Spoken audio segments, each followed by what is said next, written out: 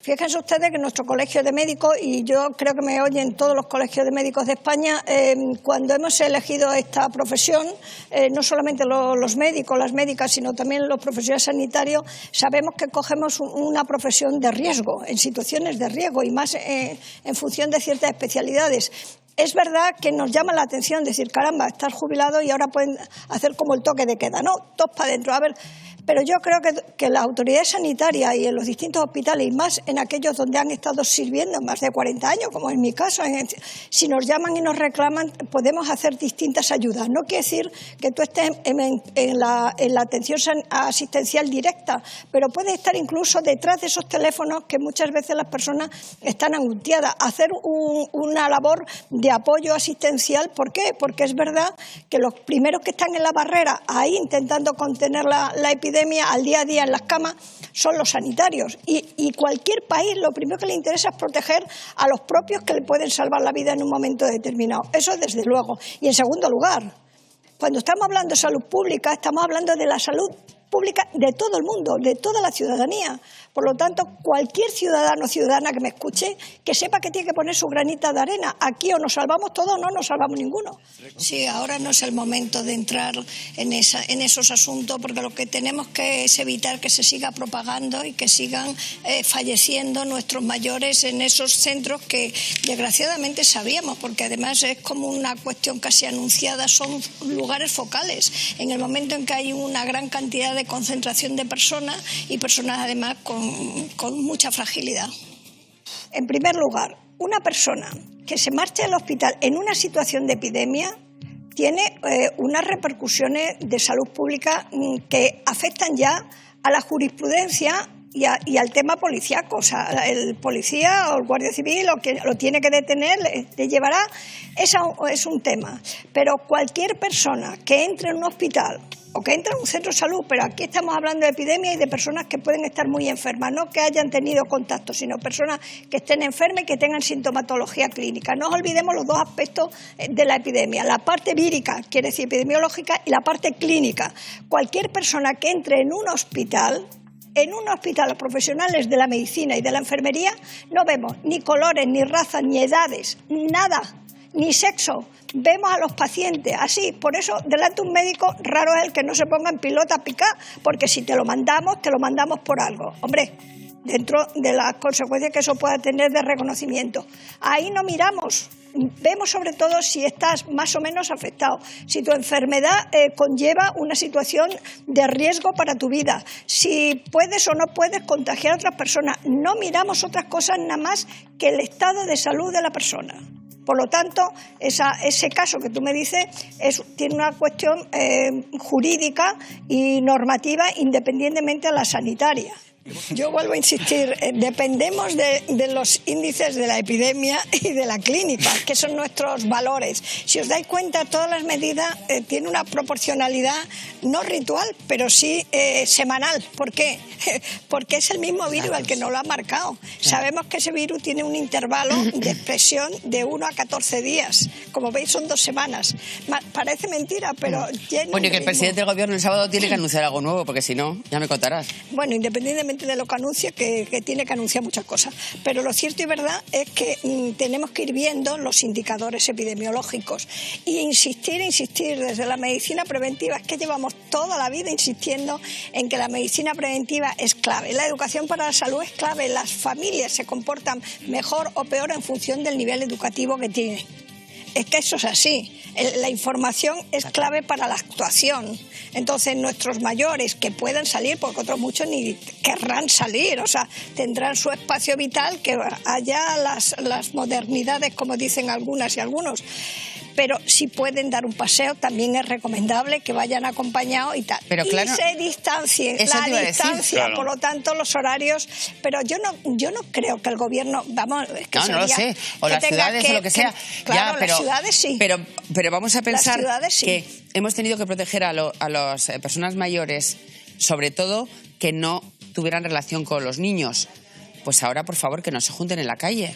Claro. Exactamente. Yo creo que las ciudades sí tienen un gran valor de predicción en el sentido de decir, y sobre todo también de las multas, la cercanía. O sea, quien más conoce al barrio, la zona, son los propios conciudadanos y conciudadanas. Muchas de estas fotos y tal lo han hecho otros ciudadanos que se han sentido molestos porque unos asumen el sacrificio y el aguante de la normativa y otros parece que, bueno, que no con ellos no va con ellos. Y desgraciadamente el virus no mide, ni pide carné, ni pide edad, ni pide nada. Cuando entra y a veces entra a saco. Y esto empieza a pesar sobre los ciudadanos, ¿no?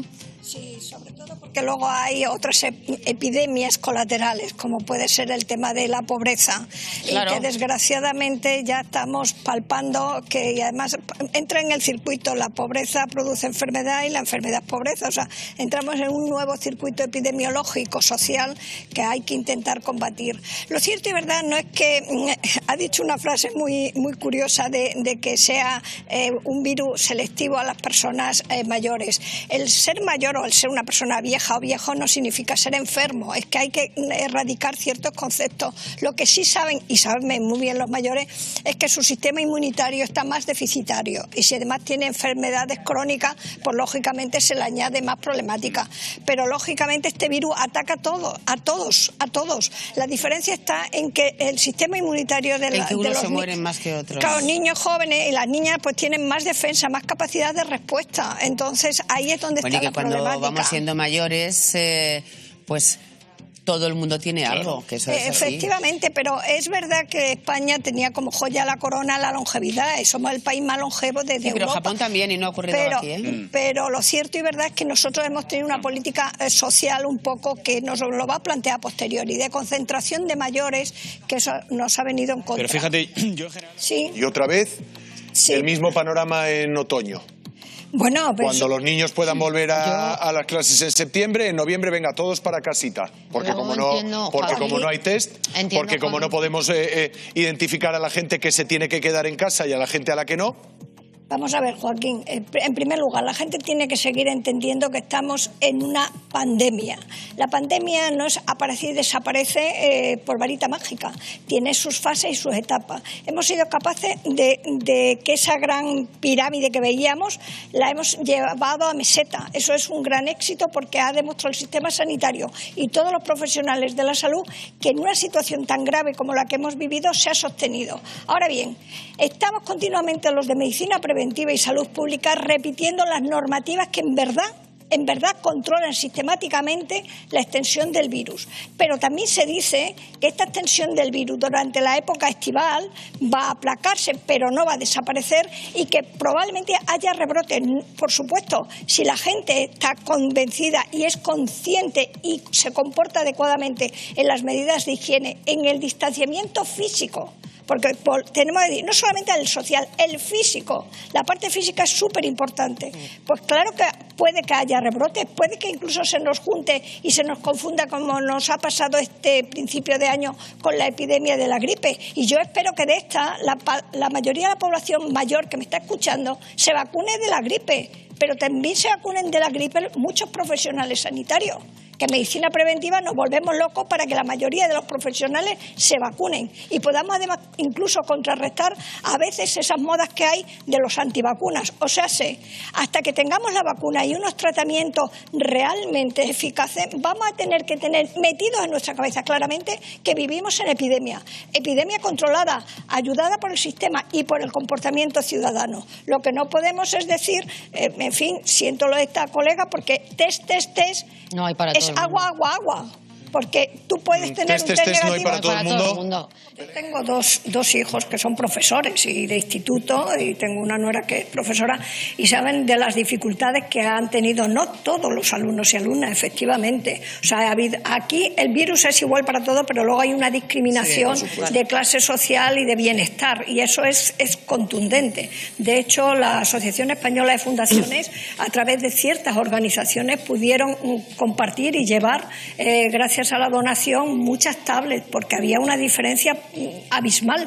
Y acordaros que la salud, cuando hablamos de la salud humana, hablamos de la salud física, psíquica, social e intelectual. O sea, es ese confort que necesitamos para nuestros proyectos vitales. Pero las Sí, vende. sí, me parece ideal, porque además hay que fomentar precisamente ecológicamente el reciclaje. Entonces, lo que se necesita en verdad en la población general es la mascarilla higiénica. Si además se lava, se plancha y otra vez a colocar.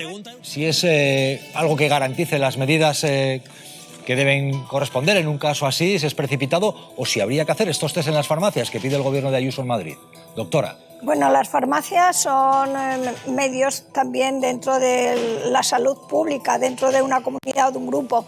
El hecho de hacer test de antígeno de una manera masiva, pues tiene que tener claramente una pretensión de investigación, porque no significa que el hecho de que te hagan un test, el que tú ya puedas estar totalmente cubierto de que no te puedas infectar en otro momento.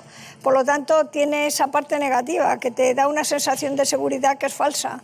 Entonces, los test tienen que tener un objetivo claro y hacerlo de una manera masiva. Desde luego, desde nuestra Sociedad de Medicina Preventiva y Salud Pública no lo recomendamos.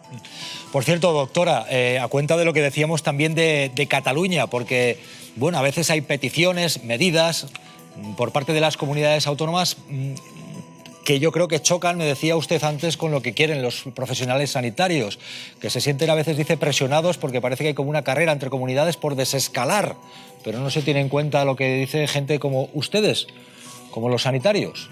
¿Qué está ocurriendo? Sí, yo creo que ya desgraciadamente tuvimos un primer pico de pandemia, una gran ola. De ahí hemos aprendido muchísimo, no podemos olvidar esas consecuencias, y en esta segunda ola lo que no podemos hacer es precipitarnos, porque luego las consecuencias las pagamos en la salud y en la enfermedad y en fallecimiento. A veces es un juego difícil, el juego político con el juego técnico. Desde luego los técnicos y los especialistas se basan en datos y en experiencia clínica y de salud. Por lo tanto, los políticos y los gestores que tienen que tomar decisiones tienen también que ser un poco prudentes, porque en un principio pudiera ser benefactor para la economía y para la vida diaria, pero a lo mejor luego tienen que de nuevo retrotraer y es su responsabilidad. Por lo tanto, un poco de prudencia, que en esta segunda ola de la pandemia, pues es verdad que no estamos como un pico, sino como una serranía. Estamos en una meseta con picos de sierra y no todas las comunidades estamos en las mismas condiciones. ¿Siente, doctora, que a veces pesa más la bolsa que la vida? Este tipo de presiones que denuncia. Pues a veces hay tentaciones de que pese más ese ideario. Ya. Doctora Sainz, yo creo que cabe preguntar, está hablando, bueno, Sara, del precio de las mascarillas. Hay gente que se pregunta, ¿toda mascarilla puede valer si la compra en internet o en un centro comercial? Hay que estar también atento a lo que uno compra, que no le metan gato por liebre, ¿o todas valen? Doctora Sainz, ¿mascarillas? No, todas no valen, pero es verdad que siempre desde Preventiva recomendamos que es mejor mascarilla que sin mascarilla. Total. Aunque sea una mascarilla elaborada de una manera artesanal. Pero hoy, teniendo la posibilidad de comprar mascarillas higiénicas o quirúrgicas, deberían de estar muchísimo más asequibles para toda la ciudadanía, porque es casi una necesidad primaria de prevención de esta pandemia, junto con las demás medidas de higiene y de distanciamiento. No, la mascarilla. Yo sé que los besos es parte de la fuerza física e intelectual que tienen abuelos y nietos, pero este año mejor que pacten un juego, depende de la edad del nene o de la nena, e incluso que le diga, mira, que le enseñe un muñeco, este es tu abuelo, dale un achuchón de mi parte, o viceversa. Hay que ser imaginativos, y en España somos afortunadamente muy imaginativos. Y el cariño lo guardamos y lo mostramos de otra manera. María, quiero preguntarte a ti, ¿qué te ha parecido esto que hemos conocido en los últimos días de gente que se saltaba el turno para la vacuna? ¿Tú te lo esperabas esto o no? Yo, en primer lugar, Cristina, aparte de agradecerte que me invites, me gustaría que solamente el 2% de la pasión que se tiene por el fútbol se tuviera por la ciencia y por la investigación. Ojalá. Porque eso significa tener un nivel educativo, informativo, cultural. No estaríamos como estamos ahora, casi pidiendo limosna para poder investigar y hacer ciencia. Así es. Así es, esa es la realidad, ese es el país con el que contamos y dicho tenemos lo que cual, cambiar. ¿qué te parece que dice sobre nuestra cultura el hecho de que haya gente que se haya... 100. O sea, Pues gente que es la cultura de Rinconete y Cortadillo, del pillo. Es también una relación muy directa con la situación que tenemos de las distintas vacunas que hasta ahora mismo tenemos. Porque la logística de la vacuna de Pfizer es complicadísima. Tanto es así que, lógicamente, significa, por eso ahora en el Consejo Interterritorial se han reunido y han puesto de nuevo un listado de preferencias para volverlo a recordar. ¿Por qué? Porque imaginaros, el hecho de que estén en un congelador a esa temperatura tan baja y en el momento en que se saca de ahí, empieza a contar el tiempo hacia atrás. Y de tal manera que cuando llega a un hospital o llega a un centro de salud solamente pueden estar en frigorífico, como mucho, un mes. Y en el momento en que se empieza a utilizar la vacuna, tienen 5 días para hacer los listados. Por eso ahora ya por fin han dicho, vamos a hacer un segundo listado. No, pero es que hay gente poniendo los dos brazos, María, hay gente que está poniendo los dos brazos. Claro, a ver, ¿te has vacunado, María? A mí sí. ¿Ah, sí? Sí. Hostia. Y Qué suerte, 45 no. minutos aquí no nos dices nada. Joder, se te iba a decir felicidades, María. María, la primera, una dosis. Y claro, que Oye, pero como personal sanitario. Pero muchas felicidades, oye, porque eso está bien. Yo no lo siento. Bueno, sí, es que claro, si lo vemos así es como una fortuna. Para mí la fortuna es que todo el mundo pueda vacunarse. Hombre, sí, claro. Y sobre todo que la logística de las siguientes vacunas van a ser mucho más fáciles.